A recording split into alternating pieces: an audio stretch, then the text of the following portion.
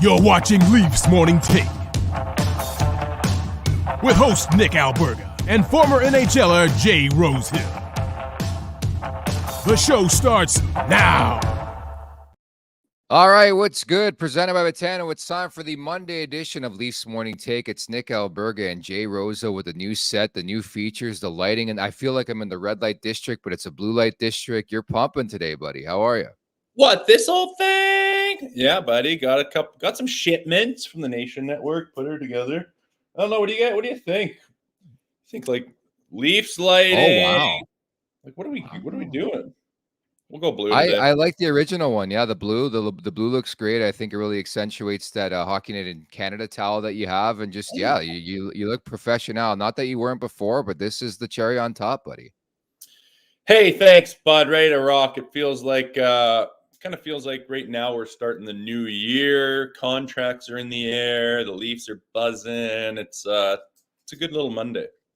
It is. There's a lot to talk about clearly on today's show, and at the forefront is William Nylander. We're going to get to that. Don't get me wrong, but I think as a bit of a warm up here on this show, we had another fan fight, and since the clip last year did so well about that fight in Dallas, I thought I'd bring this one to your attention. Happening in Anaheim, out of all places, between a Ducks fan and a Jets fan. I want your breakdown here. Wow. Slippery floor, beers everywhere. Oh. Curtains. Reverse Sluey. And he's KO'd on the marble floor. Yeah, those old boys ain't used to getting their noggins bonked like that. Yo, look at him. He's still down. I don't know, man. Like how obviously you're boozed out of your mind, but still, how do you get so fired up about a hockey game and the team you cheer for to just be an absolute melee? So Anaheim fan tries to yank him, but he almost slips. No dice. Crack. Oh, he falls down with zero body awareness, and he's out like a light. Not good, man. I'm glad I'm not involved in that stuff. I don't know. It sounds like, I think at the end of that, they're just like, hey, you got to go. You got to leave the building. It's like, well, no shit. But, it's just surprising to me that it's happening in these like unconventional markets. Like last year was Dallas, where that guy, your boy Cletus, got pumped. And then now it's like in Anaheim. And maybe the guy's Canadian against, somebody from California. I'm just speculating on that front. I don't know anything about what happened there, but it's just like really, really random. I'm right there with you. Like I'll go to a game, I'll have fun, I'll have a good time, but very rarely does it get to a level. And granted, I haven't been to a game where I drank in like years. The last one I can remember is in Philadelphia, where they had to escort my group of friends out the building. It was like 25 of us went down to Philadelphia. But you played in Philly. You know how rowdy that crowd can be, and they were giving it to us, and some of the guys are getting a bit rattled. So I could see why it could happen. You get the juices flowing from a couple drinks here and there, but still, it's scary, man. To suggest you just go to a sporting event to watch a sport, and next thing you know, you're knocked out like that, not a good look. Getting knocked out and your head cracked off the marble floor as like a 50-year-old man is something that'll probably be with you for a while. As far as health concerns, yeah, that's no good, man. Don't be doing that. But I remember sitting watching, even in the minors and stuff like that. But honestly, it's mostly in the show, just when huge groups of people get together. And in Philly, for sure, like you say, but you nudge your buddy and you're like, look up there, and there's just a melee going on during the game, and you sit there and during your while you're sitting on the bench during the game and watch the brawl take place. It's always funny. But there's been a couple of those down by the glass. There's been like an old guy and his wife were getting into it a couple of weeks ago, maybe before the holidays. And I don't know, guys, go watch hockey and cheer. And it's all part of it. Like if you're to be so passionate that someone cheering against your team is going to piss you off that much, like might need to reevaluate your priorities there, fellas. Yeah, I guess so. But again, I think it goes hand in hand with beer league, where it's like every Sunday I go out and I figure out like, why do people get so mad about beer league hockey? So there's your question. I think it's just men being men or people being people, if you want to go that way, where it's like, it doesn't make any sense. But I heard NFL games, I heard football games are even worse, man. People will kill each other over this shit. Yeah, all they're tailgating outside all morning long for even the evening games. And let's be honest, booze is a factor. So smarten up, folks, smarten up. And all you, would you say people? Did you say people kind? Did you say people kind? I didn't say anything. Kind? Oh, sorry. I thought you. No, I corrected myself. I said men being men. It could be people being people. Okay. Yeah. It could be women too. Could be women. It could be, and it is sometimes, but let's be honest. It's the boys that are throwing the knuckles around up in the stands. Smarten up, fellas. I like that. A bit of a lesson here to start off today's show. It's going to be very Nylander-centric, and there's going to be a lot of lessons to be learned in today's podcast. At the Leafs Nation 401 on YouTube, where you could subscribe. If you're watching right now and want to get the very latest, we're getting down to it. At the Leafs Nation 401. Leafs Morning Take, wherever you find your podcast as well. If you could do us a favor, go in there wherever you get your pods. Leave us a review. A 5-star rating would be fantastic as well. Really go a long way in building this podcast up. But nevertheless, let's get into the meat of the bone here. This segment is brought to you by Charm Diamond Centers. Get custom ring building delivered in less than 4 weeks with the Charm Masterpiece program and an unbeatable pricing policy. Check out a large selection of Canadian lab-grown diamonds. Mine diamonds and don't pay until 2025 with their instant in-store financing OAC. For more information, go to charmdiamondcenters.com. So 8 years, $92 million. Sounds like an $11.5 million per season contract for Willie Nylander. Your thoughts?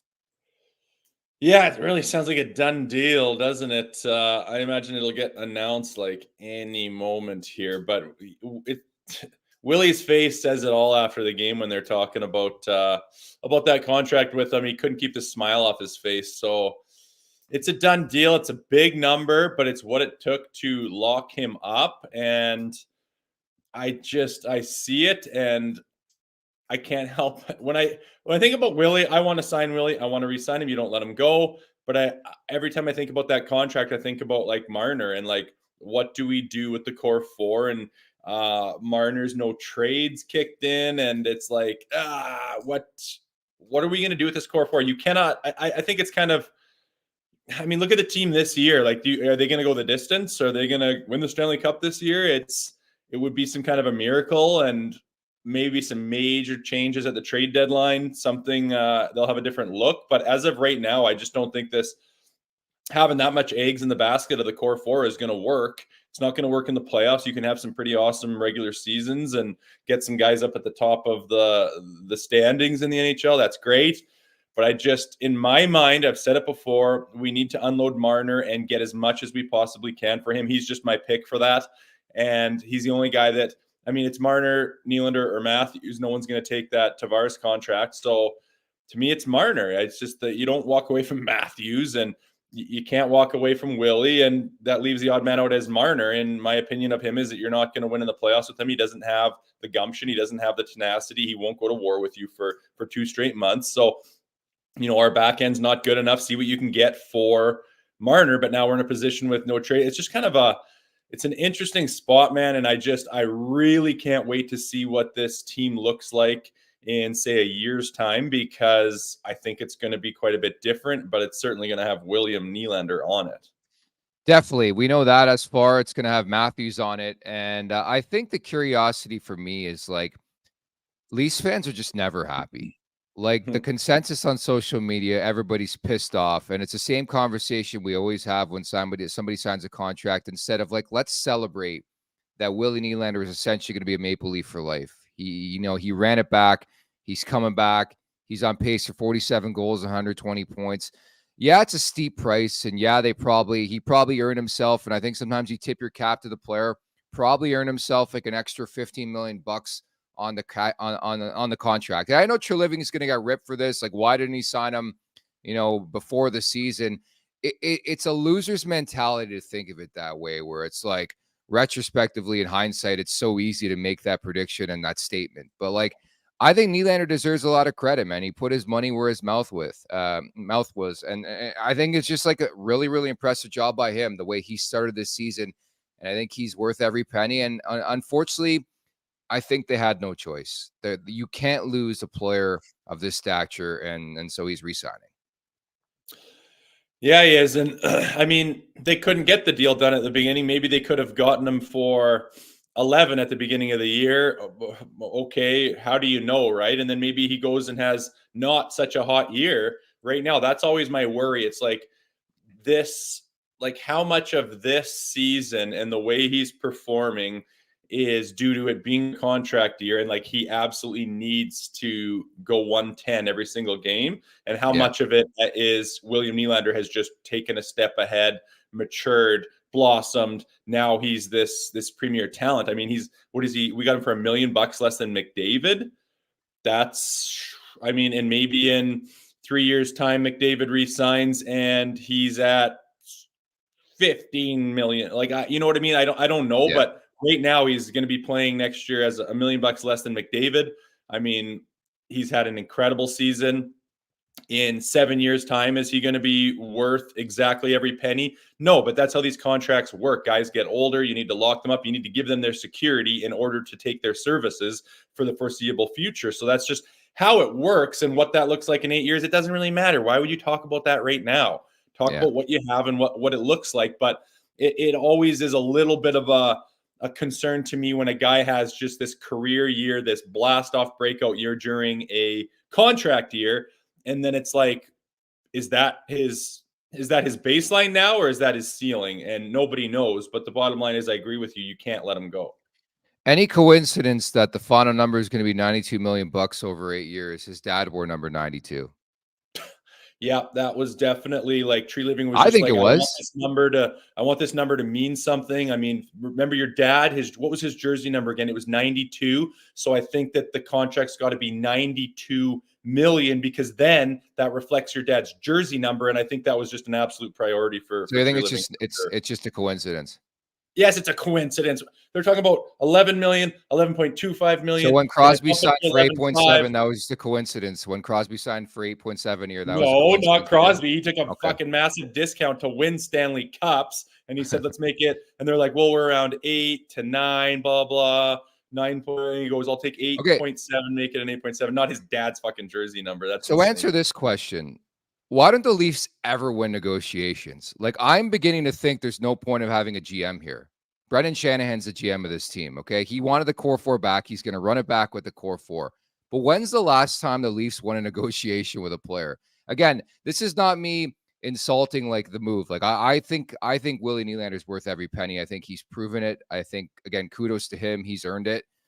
But there hasn't been a deal in recent memory where we're like, wow, the Leafs really won that one. It's not like Masai Ujiri in the NBA, like making trades. Like, the guy wins every trade he makes. Every time the Leafs sign an extension, it's like, wow, they gave him exactly what he deserves, exactly what he wanted. Yeah, I'm trying to think back. I don't know. They pay guys what they're worth. So let's just say Shanahan didn't exist. What do you think would be different if Tree Living had full control over how this deal went? Well, I think the most logical move was, like, again, definition of insanity. They had a window, they had a pocket last year where Mitch Marner had no trade protection, right? Now, that's the problem here. It's going to spiral out of control. And not to get back to the previous administration, but like, they gave all these guys no movement clauses. They gave Nylander a no movement clause. They can't even trade Mitch Marner. Say they come to a finale at the end of this year where they're like, we got to change the core four. It's not working. They can't even trade Mitch Marner. He's got a full no trade that walks them right to July 1 in a year and a half from now. So they're stuck with it. And a player of that ilk, you can't just walk them to free agency, especially a homegrown talent like Mitch Marner. So they're going to be stuck in a predicament where we're having the same conversation. They're going to have to pay this guy. I could tell you right now, he's going to want more per season than Nylander got. So you're looking at, I've already heard ballpark numbers around $106 million on an 8-year contract for Marner. It's just speculation, just what I'm hearing, but he's not taking. See, I speculated, hey, give him the same deal. He's not going to accept that deal. Yeah, exactly. But again, this goes back to the convo earlier on, right? We've talked about this ad nauseum doing this podcast the last 2 years, where it's like you set a structure, the previous regime did, and now they have to live with it and deal with the ramifications of it. No? Well, as far as the no move clause and everything? As far as paying everybody exactly what they want, and there's no pushback whatsoever. They started all this. Well, what else do you do? Like, just hold out? I mean, if in a year and a half we come up to the trade deadline and wherever they're at and they're like, Mitch, like, we want, like, if you just tell him, we're going to trade you. We want to trade you. We want to change our team. We want to move you out. We can move you to a contender. And then you're going to get every last pinch dollar you can get from the open market. You think he's just like, nope, not happening. I don't. I moving. think he's stubborn. I think he'll walk it right till July 1. He wants I to don't be a know, Maple man. Leaf. It's those no move clauses. I mean, it's a whole different can of worms to say trade him back before July 1. Like, what was Yeah, available? What could you get for him? Leafs Nation would be, there would be a lot of people losing their minds that we just unloaded Marner, right? yeah. It's tough one. It's very tough. And I agree. You put your eggs in this core four basket. It is what it is. I like how nobody talks about Tavares being at $11 million. Yeah. Like, that just goes under the thing. What do you think? Like, imagine he's worth 8, I think, like less. Yeah. Like, what's his next one going to look like if he takes a little discount? But it's just so many eggs in the basket. We're not a well-rounded team.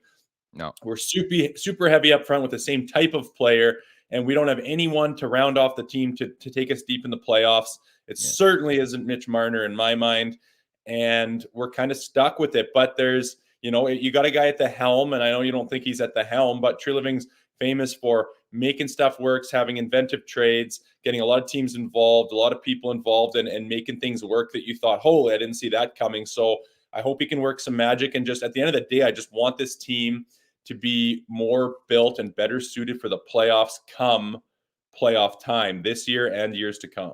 A lot of people in the chat making a really good point of the question I posed about when's the last deal the Leafs won. Morgan Riley. I mean, last year you wouldn't have said that, though. This year you would say that. Last year's postseason he was excellent too. But I mean, I agree. I think that contract was a win for the Leafs, but there's just been way too many losses pertaining to the core four. And I think to your point, it's well taken on Tavares, but I remember it vividly. It's like a John Tavares, especially where he was at in his career at that time, doesn't fall in your lap, doesn't want to be your captain, doesn't want to be coming home.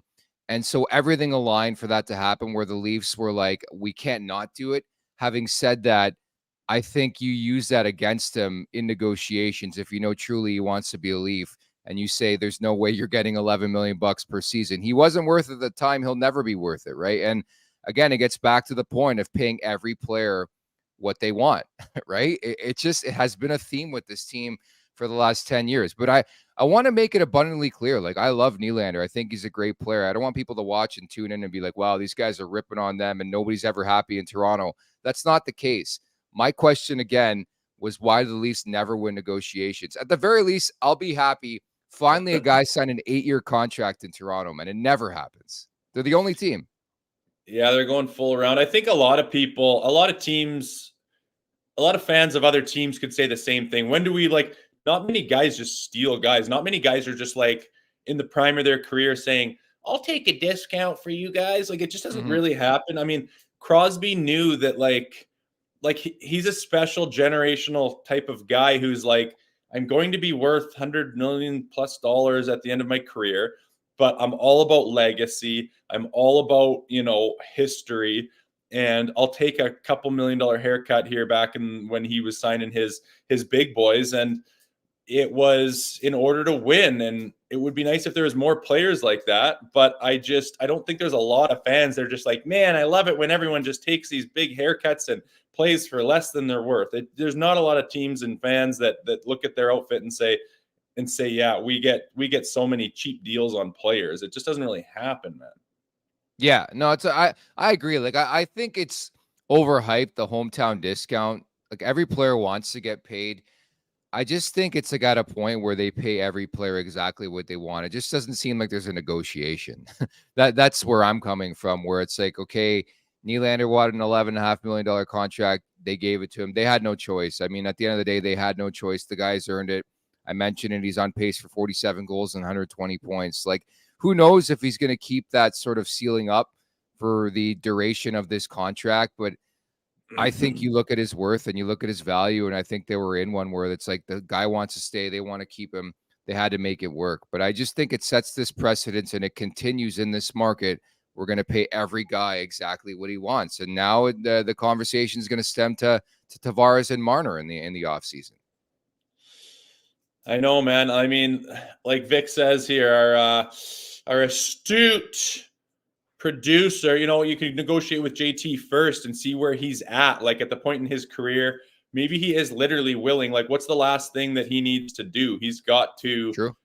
make a deep run in the playoffs. Didn't do sweet FA in Long Island, and here it hasn't really worked out so far. He's been paid big dollars. Like, you look at his career earnings at the end of this contract, it's like, okay, there's a situation where literally you can take a hometown discount. Do you think he wants to pack up his shit, pack up his family, go to a different organization for the last handful of years? And you think, I doubt it. And like, is he money, or is he like, listen, I got lots of money, I'm still going to be making good money, but like, take a little bit of a haircut, $1.5 million here, $2 million, a little less here, and be able to surround myself with my childhood team. I'm the captain of it, and try to win a bloody Stanley Cup. I could actually see that happening come that time. And if you have that in your pocket where you know that JT's done that, then you kind of know where you stand with other players, and you can make decisions then. So that is a good point to negotiate with JT first. And I could actually see him taking a little bit of a discount to say, I want to win. I want to put us in a position to do something. And when they're crunched down to the last dollar every bloody year, that's going to go a long ways in the off season to try to build your team for the next year if you're going to re-sign your captain, John Tavares. Again, you have to use it as a bargaining tactic, right? The fact that he's a homegrown talent, his family's here. I mean, you have to use that. And I think the Leafs have to win that. If they, who knows what's going to happen in the summer? Who knows what's going to happen a year from now pertaining to John Tavares? But I just wonder today specifically with this deal with Nylander and the extension going down, it's like, what kind of casualties is this going to cause? Does this mean Tyler Bertuzzi's not coming back? Does it mean Max Domi's not coming back? Like, obviously there's going to be significant changes in the back end. I wish we had that crystal ball and we can see what Brad Treliving molds over the next 6 to 12 months and how different this team could look, because I think it's become crystal clear to me, at least, where it's like they're running it back with the core four, like at least for the next year and a half. Like there's not going to be that change that everybody wants. And we're going to be having the same conversation when the season ends. Yeah, it's looking that way. And when I talk about these contracts and Nylander and stuff, all I see is it doesn't work with this heavy hitting core. We have to unload one, and I want Marner gone so bad. I want him to be put out there, and I want the highest bidder to take him, to take all these pieces. It could be a 3-team deal. I don't care. Like, just fill up our back end with some, a couple of nasty big boy defensemen who are going to make the difference in the playoffs. You got to be like, what are you just not going to sign the Bertuzzis and Domis like that? Like, those guys' contracts are going towards Nylander now. So you're just going to do what we've done the last couple of years, except be even thinner. It's like, no, it does seem like they're running it back, but I don't think you can. You have to make a change in that. And to me, you got to find a way to move Marner. And if he's just going to say absolutely no, well, then we're in a position that we've been in for a while now. Is there any piece of you that thinks that they shouldn't have given Nylander this money? No. You can't. He's just doing. It's just unfortunate that he had. It's unfortunate. He just had this career blast off season right now where he's right at the top of everything and commanded it and is worth it.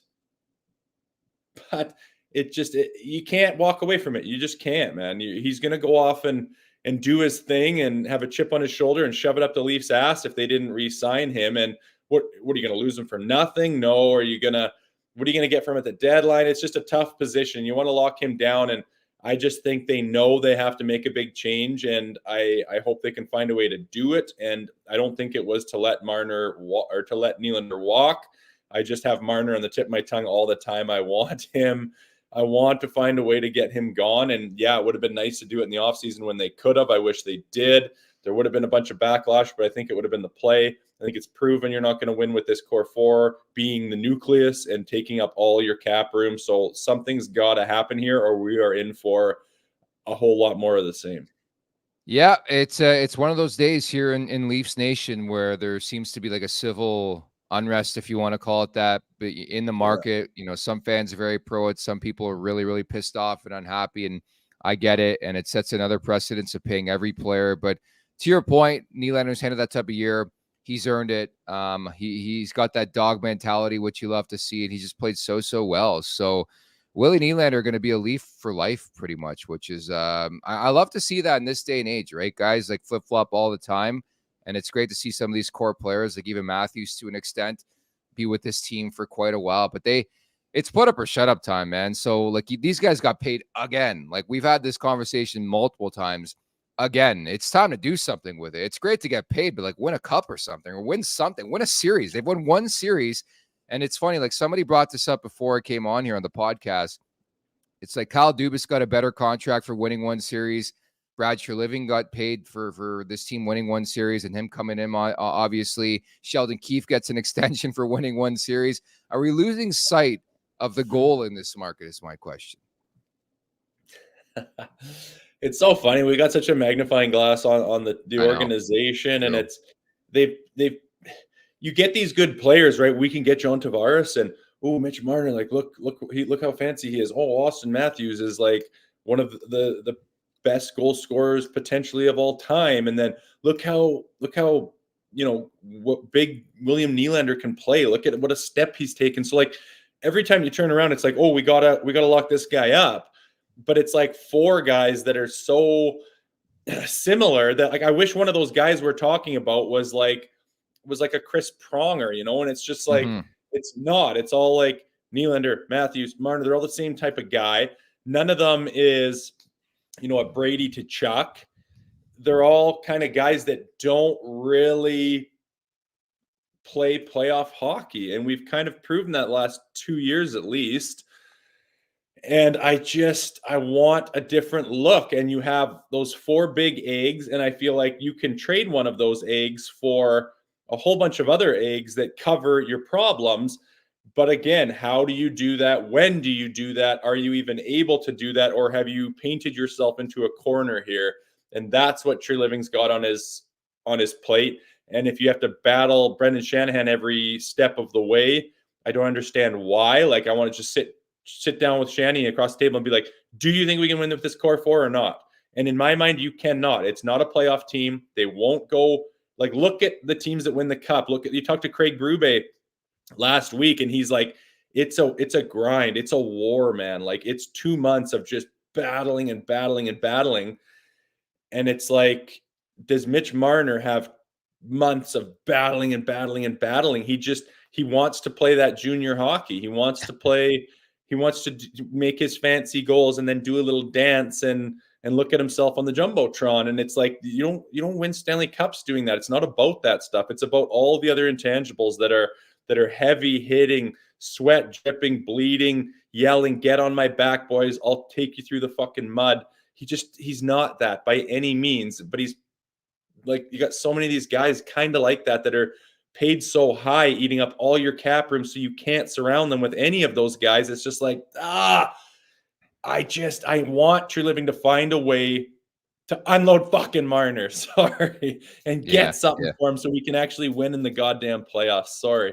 That's just where I'm at with it. And I'm glad it's not my job to try to get it done. You know what's fascinating to me is like, I want to see how Nylander plays now that he got the bag. Oh, yeah. Like starting with San Jose on Tuesday, like, are you going to continue to play this way, or do you go in a hole and you get like 1 point in the next 8 games, He's not going to go that much of a hole. He's feeling it. But I mean, in 2 years' time, like. Yeah, will he be a 70-point guy? What's that? Will he be a 70-point guy in like 2 years' time? Like, if you're paying him $11.5 million, this guy better get 90 to 110 points a season. Yeah, like we just said, it's $1 million under McDavid, man. Like, he has to be your premier top of the charts with points and apples and goals and everything else that you do. You got to be the big boy like you are this year, and that's always my worry with Nylander. I keep going back to, I think, 2 years ago, where he's just on the forecheck and he just absolutely pulls up and just like controller disconnects and lets the D-man take it. And like he got, crucified for that. But he's got a little bit of that in him, right? Like, not today, guys. Not feeling it today, guys. And he's obviously been on fire this year, but he wants that goddamn contract, right? So he's playing like a bulldog. And once he gets that bag, like you say, I'm curious if he can keep this up, and if he wants to keep this up, does he have the motivation? I mean, some guys are like, once they get paid, Stewie said once guys get paid, then that's all taken care of. Then they can go to work and try to win a Stanley Cup. I'm like, in my experience, it's been guys go to work trying to get that contract. Then once they got it, they're like, life in the sun, baby. I'm all taken care of. So I hope not, man. I hope his pride and his desire to win and to have a legacy and to go down in history as X type of player is forefront in his mind, and he continues to flourish for us for years to come. But at the end of the day, that's up to him, nobody else. Yep, and again, I'll say once again, let's just enjoy this, folks. Like the guy, be happy that there's a premium player in Toronto. There's multiple premium players, and now it's up to Brad Treliving to sort of craft this team around that, right? Again, it's tough, like seeing a guy like of this ilk sign, and like you're not enthusiastic or ecstatic. I'm happy. I know. I think it's great. I'm happy. Keep things in perspective. You're right, because there could be, we could have no draft picks. We haven't developed anybody. Nobody wants to come here and sign and play. And we just have all these mediocre players. Nobody's flashy. Everyone's in the bottom half of the leaders as far as point production and this and that. And we're just very mediocre. We win less than half the game. It could be ugly, right? We have good things, but let's be honest. This is Toronto. This is Leafs Nation. They are desperate to win a cup. It's been forever, and they're just like, win us a fucking cup, and nothing short of that is going to be anything to celebrate about. So I mean, they could go to the conference finals and lose, and it would be a what the hell is wrong thing, right? Like, they need to win. So that's going to be the heel of the Toronto Maple Leafs until they win a cup, and that's just the way it's going to be, man. No one's going to celebrate, a one series win. No one's going to celebrate over 500. It's cup or bust all the time, just because that's just the position that this organization is in with their fan base and with their lack of Stanley Cups in the last 50 years. I was going to say, like, the one thing that would justify all these contracts and all these conversations over the last 5 to 8 years would be a Stanley Cup, right? I think if they win a cup, it's like, hey, Nylander's worth 11.5, JT's worth 11. Like, at the end of the day, it's so hard to win in this league. This franchise hasn't won since 1967. I think that it would end everything. It would end every conversation of justifying these contracts, right? Of course it would. That's the ultimate goal. I mean, you could sign Bozo the fucking Clown, and if you get a Stanley Cup out of the deal, it was a great deal. Like, that's what everyone's trying to do. But where people are mad and people on Twitter are going, this is ridiculous. They're saying this is going to produce more of the same. This is not going to get us to the promised line. That's when people are mad. They're not going to go, hey, well, at least we have a bunch of fancy, flashy players. Like, that's good. Like, yeah, that's true, but they don't care. They want a Stanley Cup, and that's all they think about. That's all they talk about. They dissect the numbers, the players, the contracts, and say, we want a Stanley Cup. Is this going to get us a Stanley Cup? And if they come to the conclusion that no, they're furious. They don't give a shit about anything else, and that's fine, man. They want the ultimate goal. At the Leafs Nation 401, if you're watching right now here on YouTube, welcome. If you haven't been here before, welcome. At the Leafs Nation 401, once again, where you could subscribe. I was going to ask you too, like, is there a reason why whenever like a Leaf player talks, a big boy talks, they never mention the Stanley Cup? Like, do you think it's on purpose? Do you think they do it on purpose because they don't want that quote to get out there and get radioed and get bigger than it needs to be? Like, you see some players sign around the league and they're like, you know what? I want to win a Stanley Cup. I signed here to win a Stanley Cup. When's the last time you heard a Leafs player be like, you know what? Stanley Cup is on my mind. It's the goal. It's the purpose. I've never heard the two words Stanley Cup with anybody, Toronto. And I think they do it quite honestly on purpose. Maybe they don't, but I think there's a reason why nobody brings it up.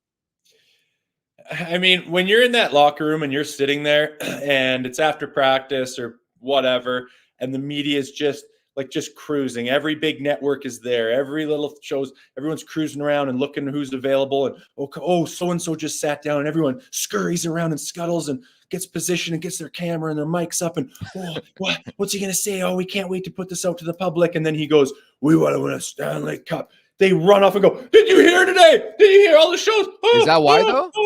Huh? Is that why they don't do it? Yes. That's why they don't do it. They don't say shit. I just want to hear it once. I want to hear it once because the feeling I get around these players, I want to get paid. That's all I hear in my ears. I want to get paid. So just tell me, even fucking lie to me. Be like, I want to hoist Lord fucking Stanley. I've heard one player say that. They all do. They don't say it because they don't say anything to this media. They are just like these leeches that are just sucking information. Just give me a sound clip. Just give me something we can just spread out to the whole nation for the entire week. And then say you don't have a great game the next day.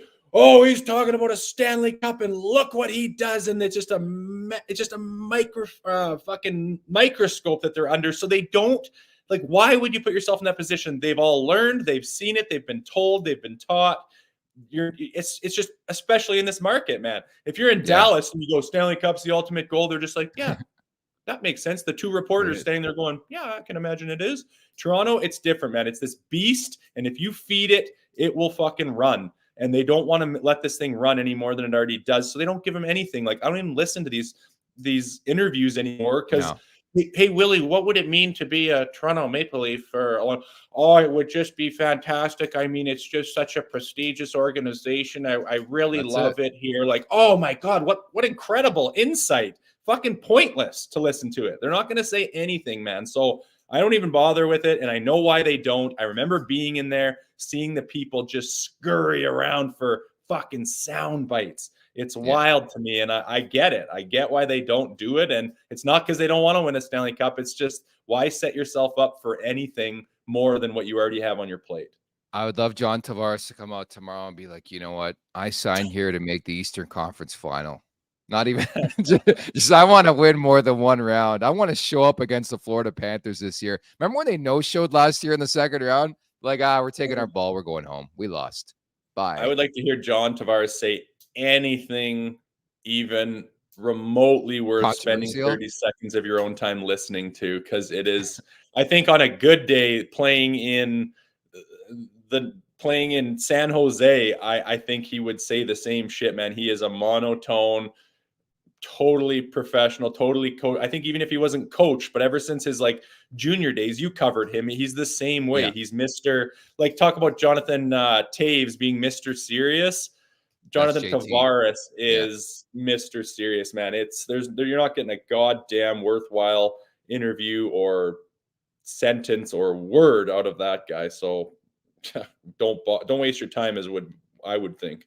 Fair enough. Fun conversation on today's podcast. Again, if you want to chime in, we're live here on YouTube at the Leafs Nation 401. Just chime in. We'll do our best to get it on air. And again, it seems to be mixed reviews in the Nylander front. 8 years, $92 million, and everybody's wondering what happens next with Marner, what happens next with Tavares. I think you make a good point in bringing up why they never mentioned the Stanley Cup. It just came off the top of my head the last couple of days. I'm like, I never hear that phrase in this market. And I think sometimes we lose sight of the ultimate goal. It's not winning a round.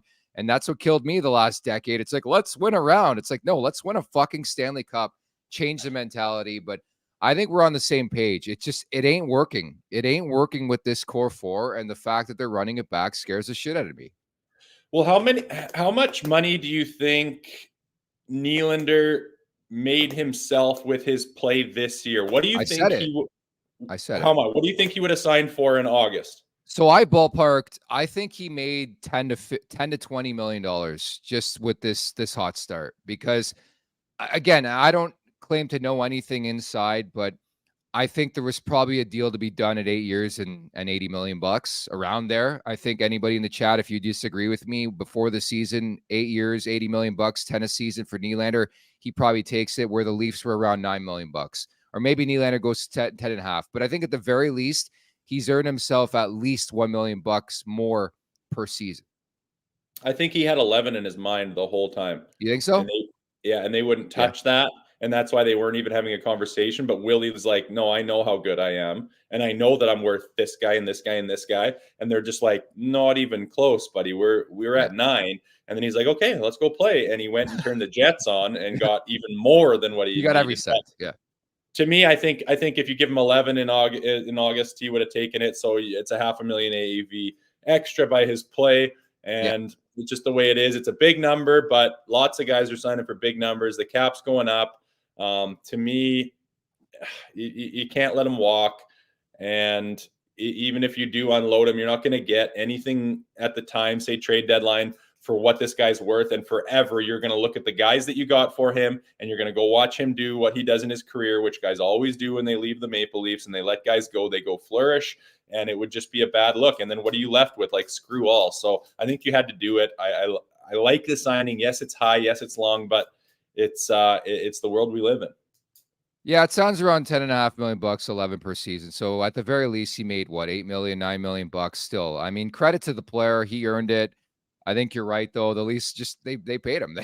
They had no choice. But again, there is this unique precedence in this market where it's like everybody's getting their cookies, man. I can't wait for the Matthew Nyes negotiation, man. Joseph Wall's next it's just gonna be so much fun. You know, Matthew, if you want 6.5, 7 million bucks per season, here you go. There's no bridge contracts in Toronto, but I don't know. It's more to see what they're going to insulate around these guys. And still, it just has this unique feel where it's like, yeah, it's not working with the core four, but we're running back. And I would just love to hear from Brendan Shanahan. This guy's the one calling the shots. And if you do recall, after the season, it was the first time in the tenure of Kyle Dubas where he's like, you know what? Everything's on the table. And then boom, he was canned because everything went down. I would have loved to know the continuation of that story, you know? You would have got your wish probably. Yeah, I don't know, man. It's a wild biz, and when you got a guy like Shanahan up in the perch, up at the top, he doesn't talk much. He'll give you your one press conference at the end of the year, and then everyone just dissects that for 12 months straight. But, you know, at the end of the day, it comes down to the players. These guys are good hockey players. Some of them have won at different levels before, but can you take, I mean, you look at, you know, we interviewed Berube there. They had this group of guys that were dead fucking last at Christmas time who won the Stanley Cup. So like everyone just, I mean, I'm of the school of thought that you don't win. Like if you were to put on paper your ideal type of team that's going to win the Stanley Cup, it's not the style of play that this one plays. I agree. But stranger things have happened. I mean, they could go into the playoffs. They could find something. You get a hot goalie, you know, different guys step up, different guys play a style that, you know, they're not used to, but that enough is enough. And they're ready to win now. And like things happen all of a sudden, holy shit, we're in the second round. Oh my God, we're up, you know, 3-1 in the second. And here we go. Like stranger things happen. You catch momentum. So it's a good team. It's yet to be determined what they're going to be, but I understand the people as well that say this is the same shit that we've already proven that doesn't work. I very well understand that. And I know where my changes want to come from. I know who I want to move out in order to round this team off to a better playoff team. But at the end of the day, we got a really good player. He's locked up. He's our boy now. And I hope he continues playing the way he has. Amen. The voice of reason, one Jay Rosehill. Again, if you're watching for the first time at the Leafs Nation 401, hit that subscribe button. We're available wherever you find your podcast. Just search Leafs Morning Take. Now it's time for the appetizer, brought to you by DoorDash. For a limited time, our listeners can get 25% off, up to $10 in value, and zero delivery fees in their first order of $15 or more. When you download the DoorDash app, enter code NATION25. That's code NATION25, uppercase, 25% off your first order with DoorDash. Offer valid in Canada. Subject to change. Terms apply. I was going to start off the show today talking about the game in San Jose, but like, hey, they beat an inferior opponent. They took care of business. Surprise, surprise. Nylander was the key story again. 2-1 in that game. On pace for 47. Jones, another solid start, but a really dominant game. And I got some heat on Twitter. I always get heat, but I said, wow, what a really dominant road trip by the Leafs. And people are like, well, they played two shit teams. They beat one legit team in the LA Kings. But for anybody who watches this team, you know they don't show up against bad teams. They did, and I have to give them credit for this. Yeah, give credit where credit's due, man. They had some stinker type of play around that around Christmas time, right?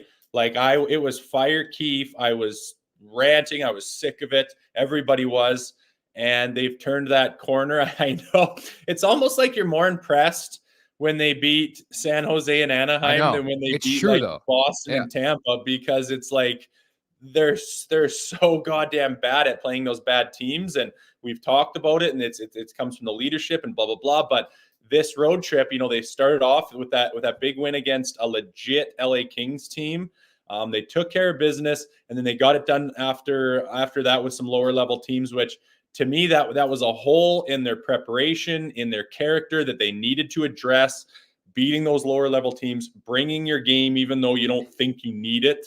And that's blown up in their face how many bloody times in the last couple of years. So good to see that they did do it. They got back on track. I'm very surprised that they have just ran with Martin Jones like crazy, being how important he is right now and how delicate their back or their goaltending is. So I'm looking forward to when they start the kid, and I don't know if it's going to be on Saturday. I don't know when. I don't know what's going to happen here. So sorry, not Saturday, but against San Jose Sharks, I really thought they were going to play him and start him off against Anaheim, against San Jose. What a great time to give a kid his first game to see what you have. You don't want to beat up on Jones too bad, but they didn't, man. So I don't know what their story is, but I'm just going to sit there and watch for when they give Jonesy a break and see what happens. But it's nice to see, on a positive note, them rattling off some points, them showing up when they traditionally have not thought they had to because they're so good, to get some points off the road trip, man. And they should be feeling good going back to the T-Dap. Yeah, looking ahead at the week, it's a busy one. You got San Jose on home ice Tuesday. 3 of the 4 are at home. Thursday, you're back visiting the New York Islanders. Going to be a hostile crowd as per usual with that one. Then Saturday, Sunday, and you would think Hilda unless they go back-to-back with Jones, man, this is a busy slate, man. It's just weird. It's like, what are we doing here? Like, do we not have a second goalie? It's just one guy in there because Jones has played every game, and I understand you want to get Hilda up to speed. The NHL, he's got to play at some point. He's the backup, man. He doesn't play unless he has to. This is 1992, and you have one goalie and the other goalie to play just in case the guy gets hurt. I don't know. Has Keefe addressed it? Like, why haven't you given this guy, like... Yeah, that's all they said. They want to get him up to speed because the game's different at the NHL level. Get him up to speed. What has he got, a clipboard out? And he says, players are fast. All I know, Rosie, they have a guy making $3.5 million who's not even playing games for them in the AHL right now. There are some bigger fish to fry with this fucking team right now, man. Hey, lots of guys have big boys in the minors eating up some big money, but I don't know. Jonesy looks, credit to Jonesy, man. What's he got? How many goals against him in the last 3 games? Like, sweet. The last 4, 3-1-0, 4 GA, or 4 goals against, 1-0, 9-6-4, 1 shutout. It's 4 games, 3 against Anaheim and San Jose. Out of those 4, they lost to Carolina. So he looks sharp. He's making the big. I don't care what the team is when we have a third period opening face-off and they just backdoor the shit out of him with a D-zone breakdown, and he slides and makes that monster save when it's like a 2-1 game. That's huge. He's making those big saves that allow them to get those wins. I love the way he's playing. I don't know about putting all your eggs in their basket. Like, imagine he pulls his groin making one of those saves. I don't want to imagine. They're fucked. They're fucked. Like, we're talking like you don't make the playoffs, we're fucked. Yeah. Well, but as the weeks tick by, we're getting close up to Wolgo in, and I feel pretty. We got to see what Woolsey looks like when he comes back. But if he plays any way that he was before he got injured, him and the way Jonesy's playing, we got a nice little 1-2 punch in there that we can rely on. The D's stepped up recently. The play up front has been a little less sloppy for the most part the last few games. I know it's against inferior opponents, but be positive when positive things are happening. No, definitely. And I'm just going to add too, I know some people are still on the fire key front. We're seeing that in the chat right now. 4 games ain't changing it for me, man. I just don't like the preparation of this team. I don't like how consistently inconsistent they are, right? This is a nice stretch, build upon it. If you can put together 15, 25 games where it's like, I know which Leafs team's going to show up. They're not going to win every game, but I know who's going to show up, how consistent they're going to be. I think my mentality changes. I just don't get that feel, that different feel where it's like this team is ready to go on a significant run. But again, there's so many positives. I'm right there with you with Martin Jones. I think in retrospect, Tree Living's going to get some heat maybe for waiting on Nylander, but hey, let's give him some credit. He signed Martin Jones. He understood this team needed insurance, right? He could have been like, you know what, Sammy's been great. Wool's the next thing, and we're good in between the pipes. But no, he got some insurance, and it's paying off. Like, where would this team be without Martin Jones right now? Dennis Hildeby doesn't play, so it wouldn't be him. It'd be tough, man. I was talking about that yesterday with somebody. I said, what a sweet little trick by Tree Living to give him that signing bonus due at this random fucking date that is right around when everyone kind of goes down after camp on waivers and gets reassigned to the American League. And, a team needs to pluck up a guy like Martin Jones. Well, here's the kicker. You got to give him this, 6-figure something signing bonus at this random date. Fuck it. We won't bother with it. And that's exactly what happened. We kept him, and lo and behold, we need him like crazy, and he has come through like crazy. So much like last year, we're very lucky we got a third. I guess Shalgren was a fourth string last year to step in and hold you in while you got some injuries and, keep yourself up there in a very difficult division. So it is nice. There's lots to say, and I am waiting for Hill the Beast. I can't wait for that big beast to get in the net and see what he has. I'm surprised they haven't gone to him on that West Coast swing, fucker, but he's a big bastard. I want to see this guy. I mean, I guess I've played with big goalies before, but he just seems like a big old beast. And, his numbers are pretty good. It's a very small sample size that he's played professional hockey over in North America. So I just am fucking shocked they didn't chuck him in on that West Coast swing against some of those teams. So we'll see where they do it, man. They got to play him sometimes. You can't ride Jonesy into the ground, man, when, I don't know, what are we, 3 weeks away from Wolsey being healthy? Yeah, I mean, there hasn't been much on that front. I can tell you it's now official, by the way, an 8-year contract, $92 million for Willie Nylander, So officially official, going down with the Leafs just releasing on Twitter, 8 for 88 is the tweet. So 8 times 11.5, $92 million. Again, just sheer coincidence that Michael Nylander were number 92 in the NHL. So there you have it. No, that was why they couldn't get it done in August. They couldn't figure out what get to number 92 for Daddy, man. What jersey number of one of his fucking What is Paul Marner's favorite number? 106, 110, 120? Who gives a shit? It's got nothing to do with that, buddy. This isn't. It's official though. That's great. I was happy we finished in style here on this podcast because I wasn't sure if it was going to be announced. Well, we spent 50 minutes basically talking about Nylander and everything else that's going on. So I like it, man. It's official. He's locked up. It's good to see him in that jersey for a long time coming. Keep up that play, William. Don't shut it down, please. That would be disaster. But, man, he's hot as a pistol, and he got paid. That's what he wanted. That's what he did. Good on him. Maybe next he wants to win a Stanley Cup, and he can figure out a way to accomplish that. Oh, wow. Just heard the word Stanley Cup. 2 words on this show. Haven't heard it in this market in 10 years, maybe 15, since the Pat Quinn era, actually. So that's good. Developments, positives. I think they've said that before. Somebody's said it. I don't know. We gotta roll back the tape and see if anybody in this market has been like, I came to Toronto to win a Stanley Cup.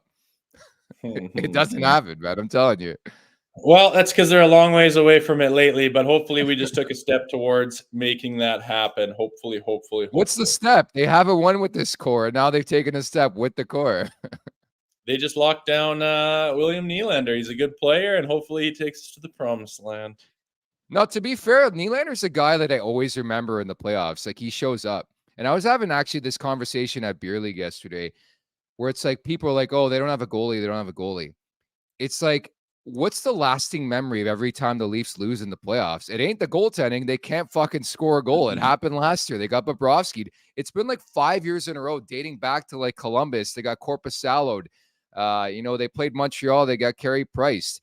So when push comes to shove, $15 million a year, $11.5 million per season. Willie, score fucking goal when it matters. 2-1 hockey game late in the third period to make it 3-1, or you're down 1 late, score that goal. That's what it's going to come down to with this team, and that's ultimately all that matters here, Rosie. That is all that matters. I mean, this team, you talked about their inconsistencies, the frustrations, how good they can be and how bad they can be. And if they find a way like to access their best hockey, if they find a way to be able to find it, they find the formula, this is what we have to do, and we need to dig our heels in and get ourselves out of a rut. If they can figure out what that is, which they have not been able to figure out, they can't even do it, being down 2 goals to the worst team in the league in the first period. You got 2 periods to figure it out. They can't even do it then. So, they just did on this road trip. You need to be able to access your best stuff at the times where you need it. And if they can find that and access that, I do believe they can beat anybody. It's just very difficult to do that. It's exponentially harder to do that in the playoffs. It is tough. It is physical. It's a war. This team isn't really built for war. So I have my reservations, but stranger things have happened. If these guys can figure out how to play their best, Austin Matthews just takes control, boom, finds his spot, boom. You just took all the momentum away from them. Now we got that 3-2 lead in the third period. Let's shut it down. Boom, we get another one. Game over. That's that kind of shit you need to do in the playoffs. And if they can access their best, they are certainly good enough to beat anybody. You just have to find a way to do it in the playoffs. Very well said. And again, my major takeaways from the postseason every year: Matthews, he can adapt. He can play different styles. He can play heavy. Willie, always there. I always remember him. There's one guy I never remember, and he wears number 16, and he wants more than Willie Nylander per season. So we'll just leave that up for interpretation. From our very own Frank Saravalli, Nylander's franchise record-setting deal with the Leafs includes approximately $69 million. Nice. Paid out a signing bonus of the total $92 million. Imagine just getting 69 schmil. Like, fucking, here you go, buds. Enjoy it. Go buy a fucking car, Ferrari. Well, it's not all at once. It's July 1 spread out over a certain amount of time. But yeah, I mean, I remember playing with, well, in the summertime, I was skating in Kelowna, and Shea Weber had signed his big deal, right? Yeah. And he made it was a $13 million a year, I think. Philly. What's that? The one with Philly that got matched by Nashville, right? That's right. And it was $12 million signing bonus with $1 million in salary. And it was like July 2nd or something. And he walked into the room and everyone was looking at him. Or it was July 1st. And we were going for a skate. And everyone was looking at him quiet. And he's like, what the fuck? Like, he drove a Ford F-150 with like cloth seats. Wasn't really about that.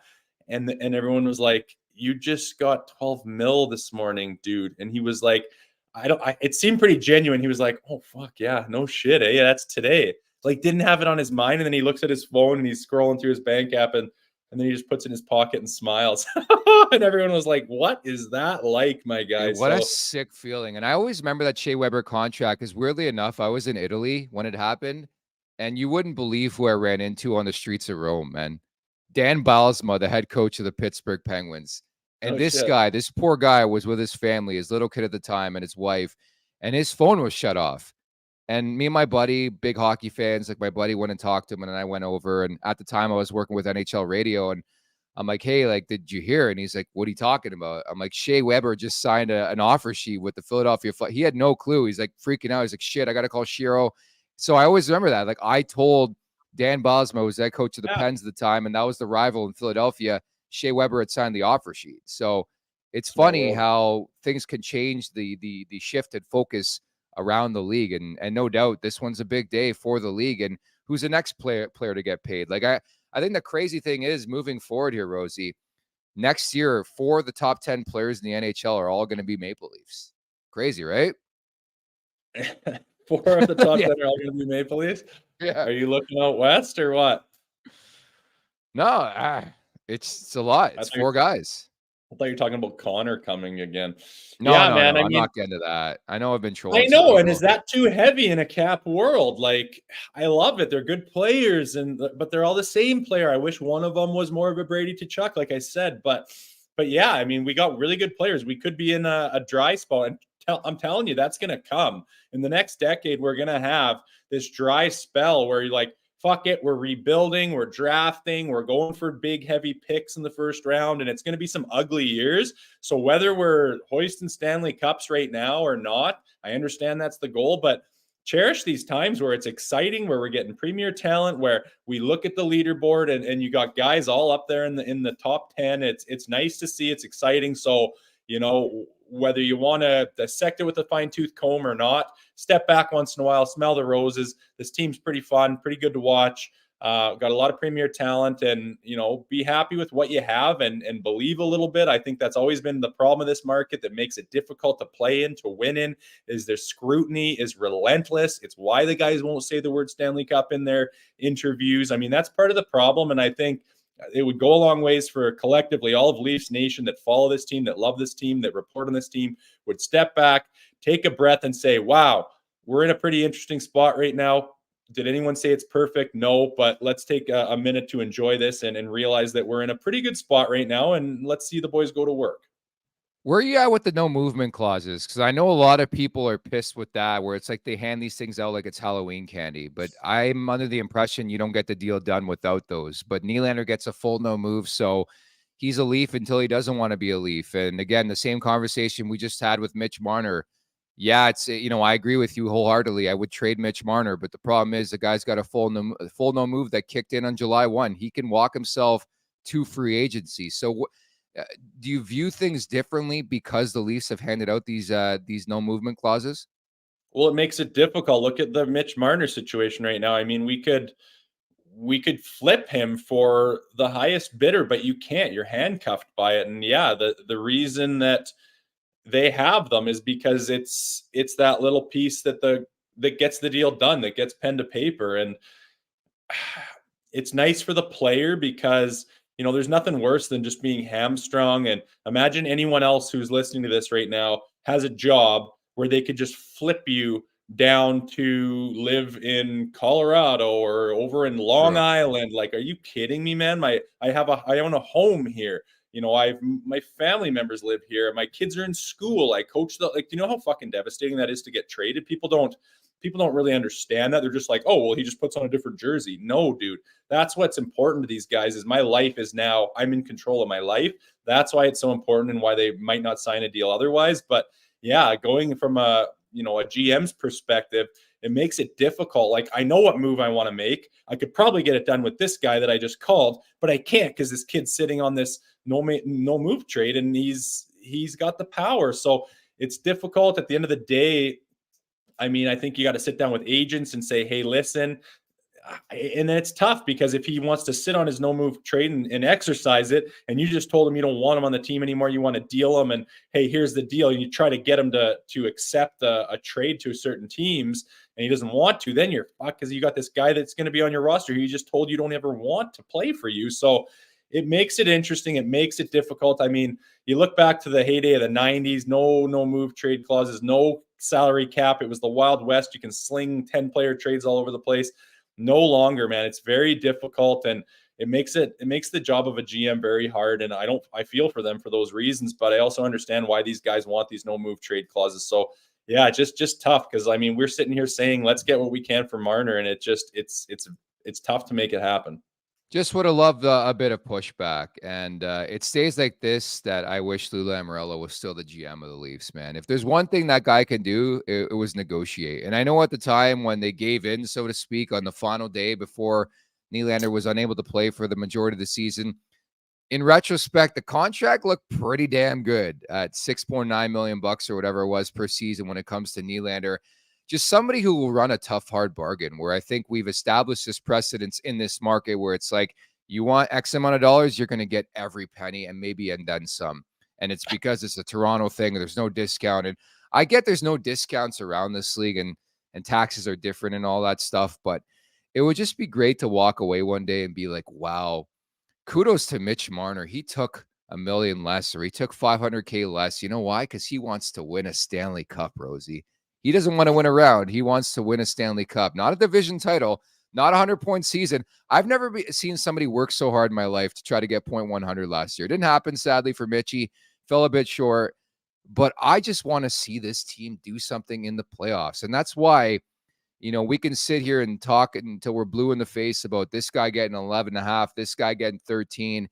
Everything changes by lifting Lord Stanley. That's all that matters to me. They win in the playoffs. I don't give a fuck who makes what.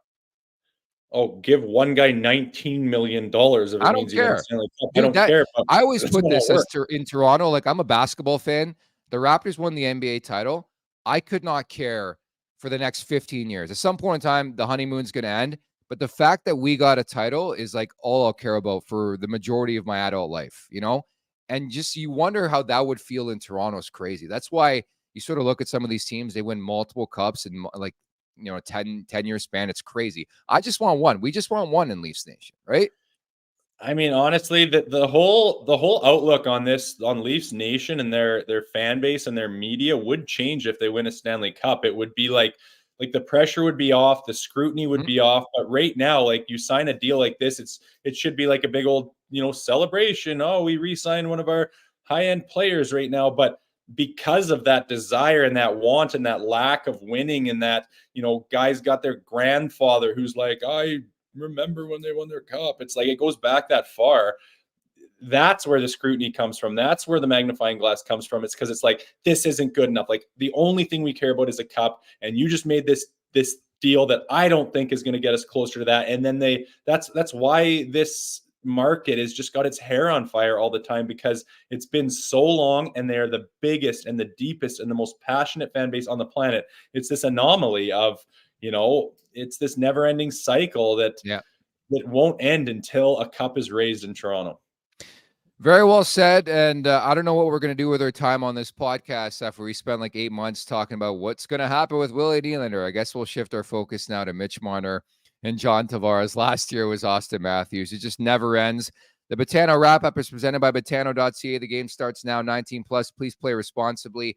I like Colorado tonight against the Boston Bruins, but I think it's important to stress, we brought it up on the show last week, the Florida Panthers are on fire.